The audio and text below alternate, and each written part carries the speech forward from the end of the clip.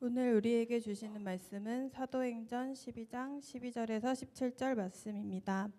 깨닫고 마가라 하는 요한의 어머니 마리아의 집에 가니 여러 사람이 거기에 모여 기도하고 있더라.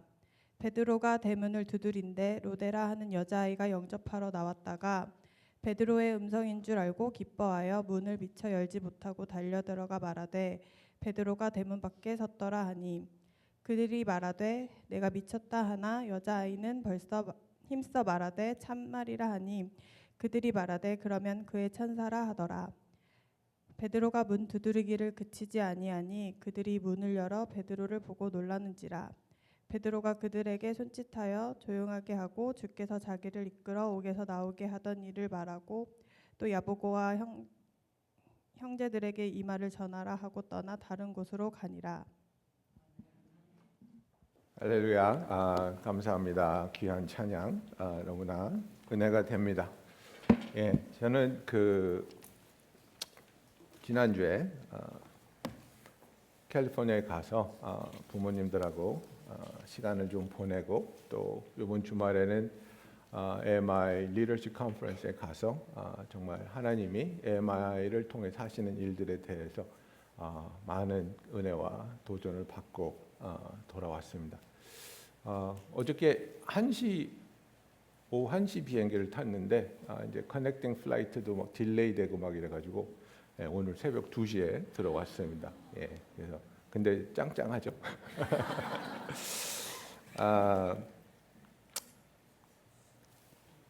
우리가 기도하는 이유에 대해서 여러분과 말씀을 나누고자 하는데 이제 베케이션에 가 있으면서 계속 오늘 나눌 말씀에 대해서 또 생각하고 준비하고 그랬는데 많이 힘들었어요.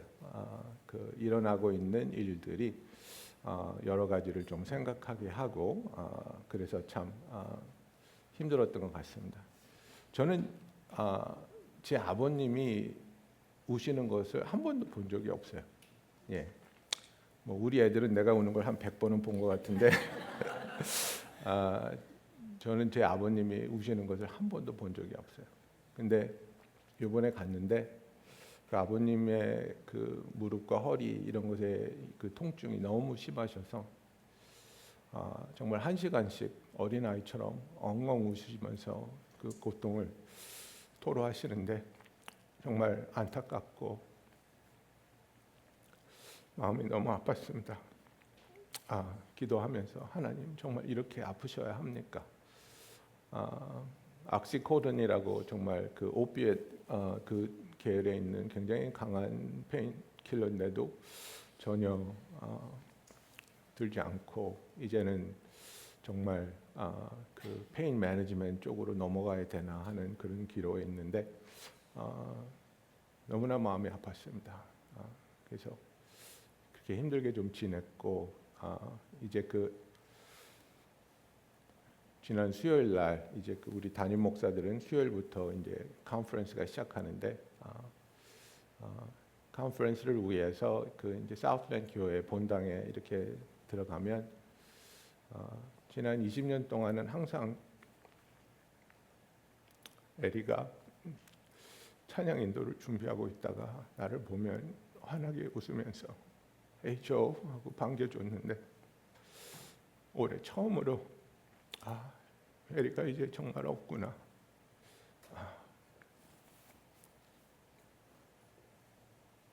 그래서 왜 하나님은 어떤 기도는 들어주시고 어떤 기도는 들어주시지 않을까?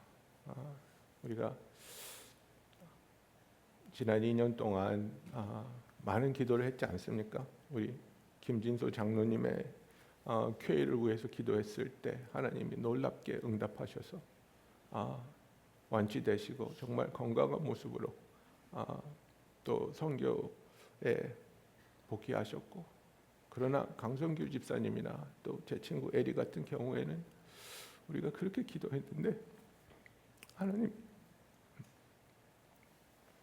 들어주시지 않아서 하나님 정말 왜 어떤 상황에서는 기도를 들어주시고 어떤 상황에서는 우리의 기도가 하나님께서 응답하시지 않는 것처럼 우리의 삶에 체험됩니까? 우리가 오늘 읽은 이 본문의 말씀은 베드로가 기적적으로 천사를 통해 헤롯의 감옥에서 풀려나와 교회로 돌아가는 모습이지만, 그러나 이 12장 1절 2절에 보면 너무나도 짧게 요한의 형제 야고보가 헤롯에 의해 죽임을 당하는 이야기가 나옵니다. 여기 나오는 헤롯은 헤롯 더 그레이트의 손자입니다. 성경에는 헤롯이 왈가왈부하지만 4명에서 6명까지 나온다고 이렇게 됩니다. 어쨌든 그 예수님의 그 크리스마스 탄생의 이야기에 나온 헤롯의 손자 되는 사람입니다. 근데 이 사람이 백성들의 지지를 얻으려고 12사도 중에 한 명, 요한의 형제인 야고보를 죽입니다. 야고보도 잡혔겠죠. 그리고 야고보를 위해서 교회가 기도하지 않았겠습니까? 우리는 이 부분을 좀 간과할 때가 있습니다. 그냥 야고보는 죽었구나가 아니라 야고보도 잡혔고, 야고보 때문에 교회가 근심했고, 야고보 때문에 교회가 간절히 기도했었다는 부분을 설명은 되어 있지는 않지만 우리는 알아야 합니다. 그런데 그 기도에 대한 응답은 야고보의 죽음이었다는 겁니다. 하나님은 왜 이렇게 야고보를 너무나도 허무하게 헤롯에게 죽임을 당하게 하셨을까? 반면에 베드로는 왜 이렇게 놀랍게 정말 양손에 체인으로 묶어서 병사에 묶여 있게 하고, 그것이 감옥 아니고 감옥 바깥에도 병사들을 세워서 보초를 세우게 했는데 정말 개미 한 마리도 빠져나갈 수 없는 그런 곳에서 베드로를 살려내시는 하나님께서 왜 야고보는 하나님께서 죽게 허락하셨을까? 우리가 이 질문에 대한 답을 예수님이 우리에게 가르쳐 주신 주기도문을 통해서 약간 들여다볼 수 있는 것 같습니다. 마태복음 6장에 보면, 그러므로 너희는 이렇게 기도하라. 하늘에 계신 우리 아버지여, 이름이 거룩히 여김을 받으시오며 나라가 임하시오며 뜻이 하늘에서 이루어진 것 같이 땅에서도 이루어지이다. 예수님 이렇게 가르치십니다. 일용할 양식과 우리의 죄를 용서하심, 시험에 빠지지 않게 하심, 이제 그런 기도가 후반부에 나오지만 제일 먼저 시작하는 것은 우리와 하나님과의 관계입니다. 그리고 그것이 바로 우리로 하여금 기도할 수 있는 자격을, 기도하게 하는 이유를 말합니다. 하나님이 우리의 아버지시라는 것입니다. 우리를 가장 잘 알고 우리를 가장 사랑하시며 우리를 가장 선한 길로 인도하시는 분이 바로 하나님 아버지이시기 때문에 우리는 하나님께 기도할 수 있다는 것을 예수님이 말씀하십니다. 그리고 그 하나님, 그 사랑의 하나님, 그 은혜와 긍휼의 하나님, 멸망할 수밖에 없었던 우리를 사랑하시고 용서하시고 구속하셔 구원에 이르게 하시며 자녀 삼아 주신 그 하나님의 사랑을 경험한 우리들의 가장 우선되고 가장 간절한 바람이 무엇이어야 하냐면 바로 하나님의 영광이라는 겁니다. 하나님이 그 이름이 거룩히 여김을 받으시옵소서. 하나님, 나의 삶의 모든 순간을 통해 영광 받으시옵소서. 그리고 하나님의 나라가 임하시옵소서. 하나님의 나라가 임한다는 것은 하나님이 우리의 왕이 되시고, 하나님이 우리의 왕이 된다는 것은 하나님께서 우리를 다스리신다는 것을 말합니다. 하나님이 우리를 다스리신다는 것, 그것을 기뻐하고 환영한다는 것은 우리는 하나님이 어떤 분이신지 하나님에 대한 신뢰가 있다는 겁니다. 어떤 상황에서도 제가 앞서 말한 우리가 경험한 그런 안타깝고 이해할 수 없는 상황에서도 우리가 아는 것은 하나님은 선하시다는 겁니다. 비록 우리가 원하는 결과를 우리는 얻지 못했지만, 우리가 그 결과로 인해 너무나 아프고 너무나 슬플 수도 있지만, 그러나 변하지 않는 것은 하나님은 선하시다는 겁니다. 그래서 하나님의 나라가 임하기를 기도하며, 때로는 우리가 이 세상에서는 완전히 이해할 수 없지만, 그러나 하나님의 뜻이 선하신 것을 알고 믿기에 우리는 그 어떤 기도보다도 먼저 드리는 기도가 하나님의 뜻이 하늘에서 이루어진 것 같이 이 땅에서도, 내 삶에서도 이루어지기를 기도하는 겁니다. 많은 경우에 여러분, 여기서 우리의 기도가 주님이 가르쳐 주신 기도와 바뀝니다. 주님은 우리에게 이렇게 가장 우선적으로 하나님의 뜻이 이루어지기를 구하라고 가르쳐 주고 있는데, 우리가 우리의 기도를 좀 살펴보면 하나님, 내 뜻을 좀 이루어 주세요라고 기도할 때가 많지 않습니까? 내가 생각하기에는 이게 더 좋은 것 같은데, 내가 판단하기에는 이것이 더 쉬울 것 같고 더 기쁠 것 같고 더 감사할 것 같은데, 하나님, 내 뜻 좀 이루어 주세요. 우리가 이렇게 기도하지만, 그러나 우리는 모든 것을 알지 못하고 모든 것을 판단하지 못하고 이해하지 못합니다. 모든 것을 아시며 자신의 뜻과 섭리 가운데 이루어 가시고 이끌어 가시는 그 하나님의 선하심을 믿는 우리들이 드려야 할 기도는, 하나님, 하나님의 뜻을 이루세요. 하나님의 뜻이 이루어지기를 기도하는 저와 여러분이 되기를 예수님의 이름으로 축원합니다.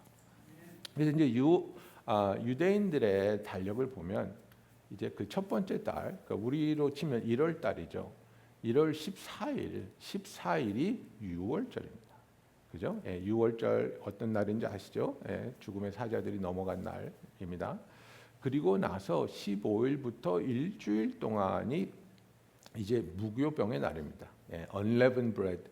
그래서 6월절하고 이 unleavened bread 셀러브레이션을 합쳐버렸어요. 그래서 6월절로부터 이 unleavened bread 셀러브레이션 일주일 동안 시작되는데, 6월절이 너무나도 큰 유대인들에게 명절이기 때문에 예루살렘이 이제 그 역사학자 조시퍼스에 의하면 예루살렘에 모여드는 유대인들의 인구가 보통 예루살렘의 인구보다 3배, 4배로 늘어나는 시간이었다고 해요. 그러니까 헤롯은 정치가잖아요. 정치가로서 가장 많은 유대인들에게 인정받고 좋은 이야기를 들으려면 이 6월절은 건드리면 안 돼요. 이건 너무나 거룩한 날이니까. 그러나 그 다음에 있는 그 일주일 안에 자기가 어떤 일을 하면 그것을 통해서 자기가 원하는 평판을 얻을 수 있는 거예요. 그래서 베드로를 잡아가지고 이 무교절이 끝나기 전에, 그러니까 이 예루살렘에 몰려들었던 인파가 다시 고향으로 돌아가기 전에 베드로를 죽이려고 하는 거예요. 그래서 예수님의 제자들, 사도들, 하나님을 모독하고 이상한 종교를 만들어서 퍼뜨리는 자라고 인식되어 있는 사도들의 한 명을 더 죽임으로써 헤롯은 백성들에게 지지를 얻으려고 하는 거죠. 그래서 베드로를 감옥에 가둡니다. 베드로를 그런데 굉장히 엄중하게 가두고 있는 것을 누가가 말하고 있죠. 그죠? 감옥에 누워 자고 있는데 그 옆에 양손에 사슬을 묶어서 병사들이 지키고 있다 그랬어요. 감옥 안에요. 그리고 감옥을 잠궈 놓고 감옥 바깥에도 병사들이 지키고 있는 거예요. 왜 이렇게까지 베드로를 지키고 있을까요? 베드로가 무슨 마술사가 돼서 무슨 사슬이든지 풀어내고 그림자처럼 빠져나가는 기술이 있었기 때문일까요? 이런 경험이 있기 때문에 그래요. 그죠? 여러분, 그 사도들이 이제 예수를 전하기 시작합니다. 성전에 가가지고 예수를 전하면서 수천 명 사람들이 그리스도의 신자가 되기 시작하면서 대제사장들의 무리들이 시기하기 시작하죠. 그래서 잡아서 가뒀어요. 그리고 야단치고 협박했는데 꿀리지 않는 거예요. 어쩔 수 없이 풀어줬어요. 또 잡았어요. 그랬는데 여기서 하나님이 놀라운 일을 하시는 거예요. 기억하실지 모르겠는데 사도행전 5장 17절에 두 번째 잡혔을 때 이런 일들이 있었습니다. 대제사장과 그와 함께 있는 사람, 즉 사두개인의 당파가 다 마음에 시기가 가득하여 일어나서 사도들을 잡아다가 옥에 가두었더니 주의 사자가 밤에 옥문을 열고 끌어내어 이르되 가서 성전에 서서 이 생명의 말씀을 다 백성에게 말하라 하며 그들이 듣고 새벽에 성전에 들어가서 가르치더니 대제사장과 그와 함께 있는 사람들이 와서 공회와 이스라엘 족속의 원로들을 다 모으고 사람을 옥에 보내어 사도들을 잡아오라 하니 부하들이 가서 옥에서 사도들을 보지 못하고 돌아와 이르되 우리가 보니 옥은 든든하게 잠기고 지키는 사람들이 문에 서 있으되 문을 열고 본즉 그 안에는 한 사람도 없더이다 하니. 그죠? 그럼 어디 있는 거야? 그랬더니 광장에서 지금 예수 전하고 있던데요. 이렇게 된 거예요. 이 경험이 있는 거예요. 이놈들은 어떻게 감옥에 가뒀는데도 빠져나가지? 그림자인가? 그래서 요번에는 못 빠져나가게 감옥 안에다까지도 병사를 두고 사슬로 묶어놓고 그 바깥에도 병사들을 세우고 절대로 못 빠져나가게 해놓은 거예요. 그런데 하나님의 천사가 등장하니까 인간이 아무리 막으려고 해도 막을 수 없는 거예요. 인간이 아무리 지키려고 해도 지킬 수 없는 거예요. 그 사슬이 다 풀어집니다.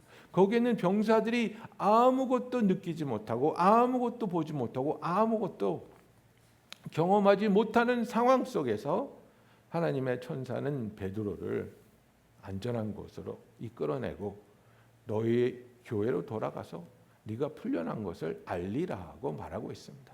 그리고 나서 이제 우리가 읽은 것이 베드로가 돌아왔을 때에 교인들이 모여서 간절히 베드로가 살아나기를 하나님이 그를 살려주시기를 기도하고 있는 그 와중에 베드로가 찾아와서 내가 살았다라고 전하는 그 모습을 우리가 보고 있는 겁니다.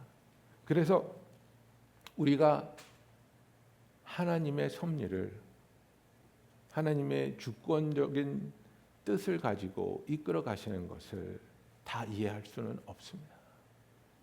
이것을 하나님이시기 때문에 하나님이 주권자로서 역사를 이끌어 가고 있습니다. 그런데 우리에게 위안이 되는 것은 무엇입니까? 하나님은 선하시다는 겁니다. 하나님은 악의가 없으시고 하나님은 실수가 없으시고 우리를 누구보다도 가장 사랑하시는 하나님이 우리에게 가장 최선의 것으로 하나님의 뜻을 이루시며 이끌어 가신다는 것을 믿을 수 있는 저와 여러분이 되기를 예수님의 이름으로 축원합니다. 우리의 생각에는 너무나 안타까울 수 있습니다. 너무나 아플 수 있습니다.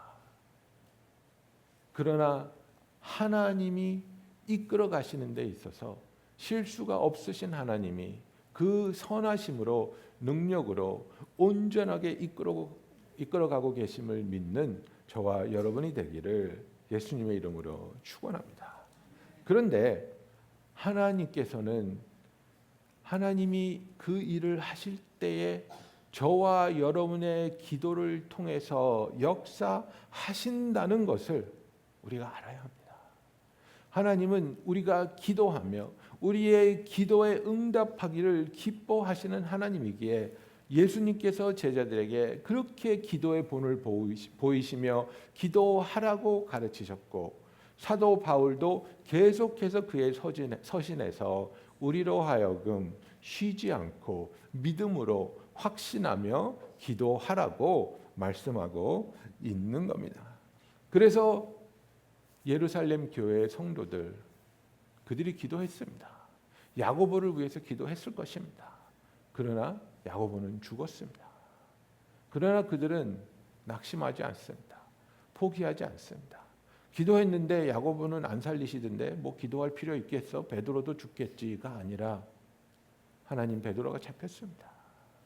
베드로를 꺼내 주시옵소서, 살려 주시옵소서 이들이 간절히 기도하고 있습니다. 그래서 12장 12절에 보면 오늘 읽은 말씀이죠.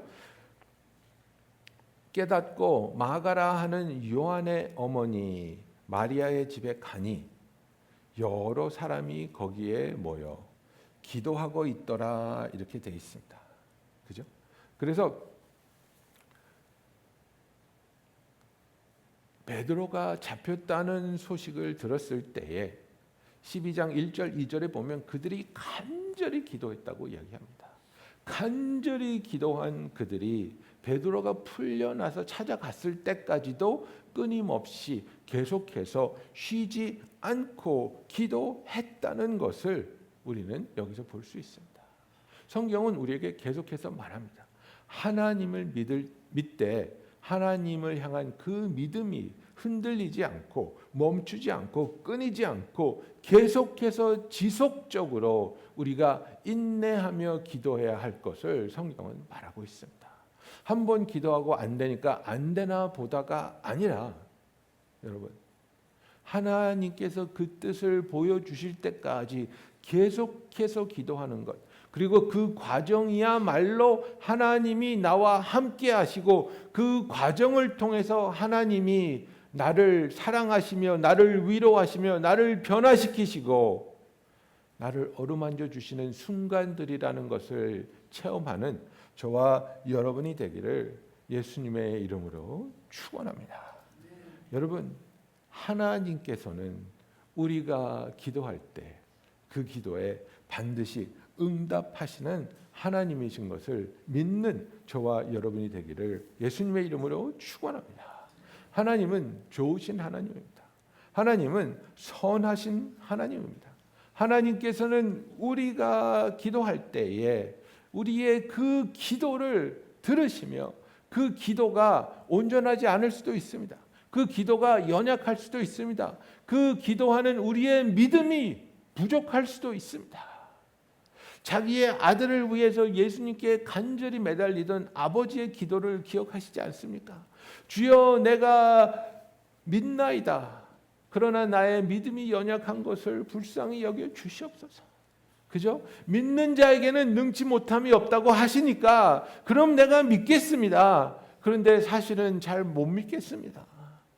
얼마나 정직하지만 부족한 믿음입니까? 믿으라고 하는데 믿지 못하겠다고 하는 그 부족한 믿음인데도 불구하고 예수님은 그 기도를 들어주고 있지 않습니까?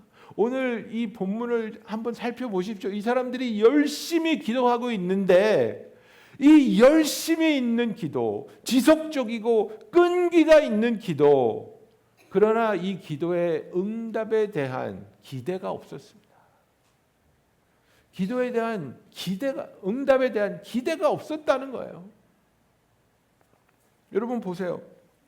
13절에 보니까 베드로가 대문을 두드리는데 로데라 하는 여자아이가 영접하러 나왔다가 베드로의 음성인 줄 알고 기뻐하여 문을 미처 열지 못하고 달려들어가 말하되 베드로가 밖에 섰더라 하니, 그러니까 좀 천방지축하는 아이 같아요. 그냥 너무 좋아가지고 베드로 문을 열어줘야 될 거 아니에요. 문 열어달라고 두들기고 있는데 너무 좋으니까 문도 안 열어주고 달려 들어가서 베드로가 왔어요, 베드로가 왔어요 하는 거예요. 여러분 이런 분들 아세요?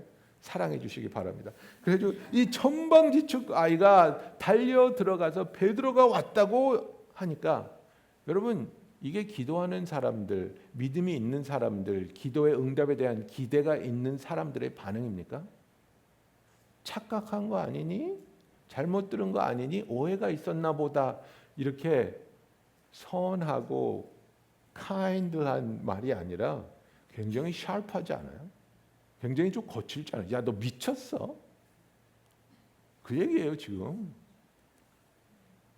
미쳤어? 그러니까 너는 무슨 말도 안 되는 얘기하고 있니? 살려주세요! 살았대요! 미쳤어?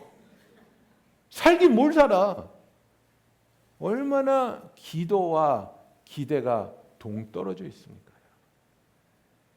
얼마나 기도와 내가 예상하고 있는 현실이 다르냐 말이에요. 여러분 여기서 우리의 기도를 한번 돌아봐야 됩니다. 정말 기도는 단순히 내 자신을 위로하기 위한, 그냥 어려운 시간을 지나가면서 그 시간을 버티기 위한 어떤 종교적인 행위입니까? 기도하면서 아무런 기대 없이, 정말 베드로가 살아서 돌아올 것이라는 기대 없이 이들이 기도하고 있습니다. 어쩌면 우리의 마음에 어떤 상황을, 어떤 사람을, 어떤 것을 위해서 간절히 기도하고 있을 수 있습니다. 그러나 그 기도의 응답에 대해서 아무런 기대 없이, 어쩌면 기도의 반대의 일이 일어날 것을 확신하면서 기도하고 있지는 않습니까? 여러분, 이 부분은 바로 잡아야 되는 부분입니다. 이 부분은 우리가 정말 내가 이렇게 기도한다는 것은 이렇게 기도하는 것에 대한 하나님의 응답이 나에게 하나님의 능력으로, 하나님의 은혜로, 사랑으로 되돌아올 것이라는 그 믿음을 가지고, 그 기대를 가지고, 그죠? 사도 바울은 믿음을 뭐라고 정의하고 있습니까? 우리에게 보이진 않지만 바라는 것에 대한 실상이라고, 확신이라고 얘기하고 있지 않습니까? 여러분들 기도하고 있는 걸 압니다. 그러나 그 기도에 대한 기대가 있습니까? 그 기도에 대해서 믿음으로 확신하며 주께 매달리고 있습니까? 기도와 일치하는 기대를 가지고 기도하시기를 예수님의 이름으로 축원합니다. 여기에 하나님의 선하심이 있습니다. 여기에 하나님의 선하심이 있습니다. 얼마나 부족한 믿음이었습니까? 행위가 있습니다. 끊임없이 쉬지 않고 이들이 지치지 않고 기도하는 행위가 있는데 믿음이 없습니다. 이 여자아이가 와서 베드로가 왔다고 하는데 거친 말로 이 아이에게 쏘아 붙일 정도로 믿음이 없습니다. 야, 너 미쳤어.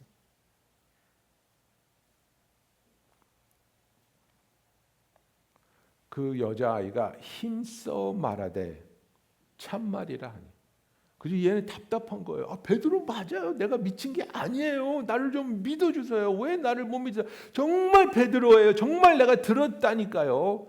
그랬더니 이들이 신앙적으로가 아니라, 믿음으로서가 아니라 인간의 이성으로 도달할 수 있는 판단을 합니다. 뭐니까 귀신이 왔나 보지.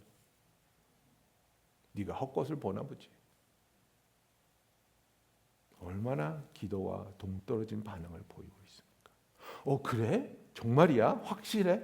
그러면 우리의 기도를 응답하셨나 보다가 아니라, 에이, 네가 헛것을 봤나 보다. 네가 간절히 원하니까 귀신이 왔나 보다. 기도하는 사람의 반응이라고 할 수 있겠습니까, 여러분? 믿음이 있는 교회의 반응이라고 할 수 있겠습니까? 이렇게 연약한 믿음이었다는 거예요. 그런데 여러분, 놀라운 사실은 무엇입니까? 이 연약한 부족한 믿음을 가지고 기도하고 있는 예루살렘 교회의 교인들의 기도를 하나님은 응답하셨다는 겁니다. 여러분, 기도하시지 않는 분들 중에서 그런 얘기 하실 때가 있어요. 목사님, 나는 믿음이 연약해서 내 기도는 안 들어주실 것 같아요. 목사님, 내가 잘못한 게 많아서 내가 지금 많은 상황적으로 하나님이 기뻐하시지 않는 그런 상황을 지나가고 있기 때문에 내 기도는 들으시지 않을 것 같아요. 우리가 완벽하고 온전한 믿음을 가질 때만 기도를 응답하시는 하나님이 아니라, 우리가 연약한 모습 그대로 하나님께 나와 그 연약한 모습으로, 그 연약한 믿음으로 기도할 때에도 그 기도에 응답해 주시는 하나님이신 것을 믿고 경험하는 저와 여러분이 되기를 원합니다. 여러분, 예수님 옆에 있던 강도가 무슨 믿음이 있습니까? 그 사람이 무슨 지식이 있습니까? 그런데 약간의 깨달음을 가지고, 내 옆에 이렇게 매달려 있는데 보니까 욕도 안 하고 화도 안 내고 정말 다르구나. 정말 하나님의 아들이라는 사람이 이렇게 다르구나. 그거 하나 깨닫고 예수님한테 부탁하지 않았습니까? 그런데 그 연약한 믿음을 예수님이 받아주시잖아요. 약속해 주시잖아요. 응답해 주시잖아요. 나는 누구처럼 위대한 믿음이 아니기 때문에, 나는 누구처럼 교회를 오래 다니지 않았기 때문에, 난 누구처럼 성경을 여러 번 읽지 않았기 때문에, 난 누구처럼 11조를 드리고 있지 못하기 때문에 하나님은 내 기도 들어주시지 않아. 여러분, 이거는 마귀가 주는 거짓말입니다.